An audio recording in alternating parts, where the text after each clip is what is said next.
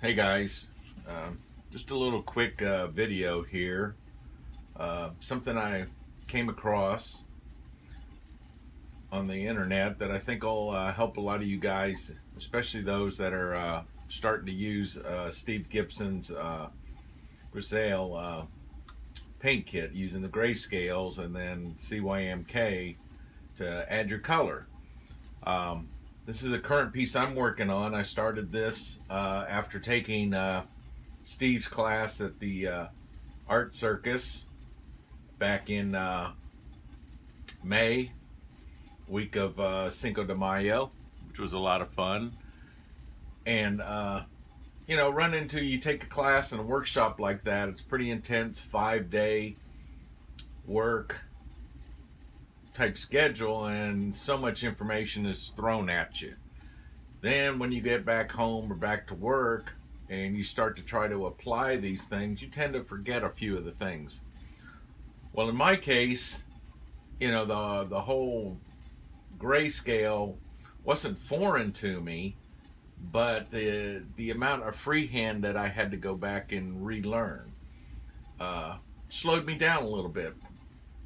So with that in mind, and understanding the theory behind it, when I came home and decided to work on a piece utilizing the techniques that I'd pretty much have been using for some time, not necessarily all freehand. I use, some mask type handheld mask and, things of that nature. To help get straight lines. But the one thing that I found, in his class that we didn't cover that much, and again, I don't think it was no fault of theirs, it was just the speed of the class, the amount of information just couldn't fit it all in the 5 days, was once you got to the grayscale point and you were done with it and you wanted to add colors, well, how do you go about adding colors? You've got your basic colors, your cyan here, out of the set. You've got your yellow, and you've got your magenta,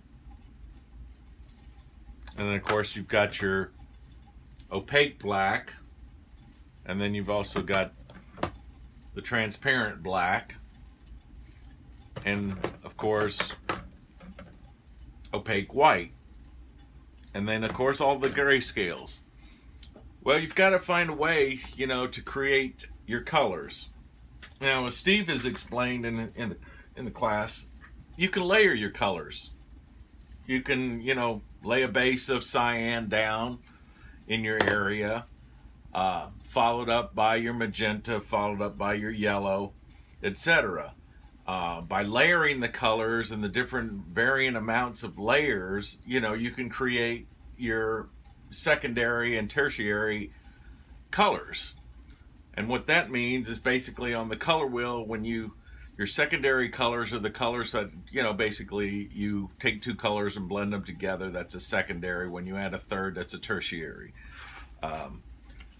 Couple of tools that I found online that were relatively inexpensive, that really seemed to help speed the process and take some of the guesswork out of creating works like this, especially, converting it over, let's say you've got a photographic reference, it came in color, you converted it in Photoshop or some like program into a grayscale, and then you started to work. First thing that I found was, getting to know which colors were which, and which grays correspond to the photograph. So a real simple tool I found was this right here. And what this is a grayscale and value finder. You can take this, put that up against your source, your reference, and determine what color it is. Then it also works as a handy tool to place up against your artwork to color match to make sure that that's the right tonal value that needs to go in there before you put the paint down, and then also as a checker. So you can check your different areas for the grayscale values that you're trying to mimic from your reference. Found that to be real handy. This I found online, I believe it was through Amazon, was $3 or $4, and I think a couple dollars to ship. You could probably find it at, you know, an art store, Michael's or Hobby Lobby or something like that, but I always look at Amazon first and try to buy it through that, so I don't have to worry about going out and finding a local store. The other thing I found online, which I think is going to be extremely helpful to everybody, is this. This is a great design tool. It's something I used and I still use from you know, doing print processing, color process work, where you're, you know, designing elements and you're using the CYMK value scale and, you know, Pantone colors. Those are pretty common in the printing industry. Well, this process mimics what the printing industry's been doing for centuries. You know, basically, if you look, if you've ever seen a color separation, you see a separation of the black layer. Basically, it's a dot pattern grayscale. And then there's the color separation of the cyan, there's color separation of magenta, and color separation of the yellow. With those four plates sandwiched together is where you get your full color reproductions and your prints from. This tool, what it does is basically gives you a visual guide of the color scale. So here you look at the color wheel, and inside there is giving you the mixing values. So let's go out to this outside wheel right here, and this is kind of a teal color. Well, in order to do this teal color, to mix it, you've got 0 amount of black, 100 cyan, and 25 yellow. Okay, so what that means is you're not using any black. You're using 100% cyan and 25% yellow. So you'll correlate that to the amount of drops that you put into your color cup to mix up the volume of paint that you need to match that color. Okay, again, utilizing the print technology also mimics in the way that printers' inks are also transparent inks, just like the Createx color illustration colors are. So that'll give you a guide that if you're wanting to colorize your work of art and you're looking for particular colors, here's a way to match it and get extremely close to it. So you have that. Then there's some other, you know, helpful, there's some just straight print technology directory where it's saying, you know, if you want a midnight blue, that's 100%, you know, of the colors, and, you know, it's color coded, but it's kind of hard to see. But basically, you know, again, it's broken down into your four basic colors: the cyan, magenta, yellow, and black. Then it shows your neutral grays in here. Paper tints, if you're printing or painting on a tinted surface, how that can affect the colors. So you got that, and then on the other side you get this wonderful color chart. And so this color chart again is showing you all the values that you have to use of the colors, the amounts, in the percentages to mix any one of these colors through here. Again, you know, that way you're saving a little bit of time. You can still do your layering, and it gives you that guide of where you're going to be going to get that color. Or you can mix up the color and spray it. You don't necessarily have to spray it at 100% saturation. You can still layer, you know, with it. But it gives you a better guide of how to mix the color and get closer to it to where you can save some time. And so that's a great little guide here that you can find online.